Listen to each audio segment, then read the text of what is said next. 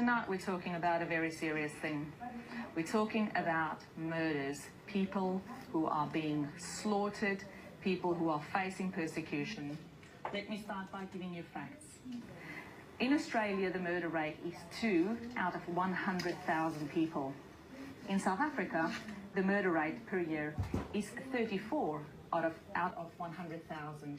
However, for the farmers in South Africa, the murder rate is 78 times the murder rate than we have in Australia.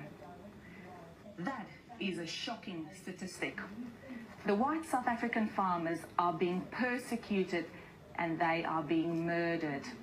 But it's not just the way in that, it's just not just the fact that they are being murdered, but it's also the way in which they are brutally slaughtered. These people are suffering, they are tortured, they are just treated inhumanely to an extent that it is almost impossible to explain to people what happens. And all of this is swept under the carpet in South Africa. You don't hear it on the media, you don't hear these figures, you don't hear these stories. You only hear it from the people directly who are affected, their family members, their neighbors, who use things like Facebook and social media to share the horrible stories that have happened to them. Let me give you an idea of what happens to those people.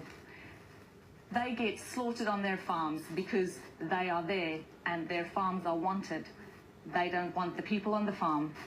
The people go in and they would do things like put boiling water down 2-year-olds' throats while they make their parents watch that. They would chop off the Achilles of the parents' feet so that they cannot run. They would kill the people, they would cut them, they would slash them and make them drown in their own blood while they're watching their children being raped.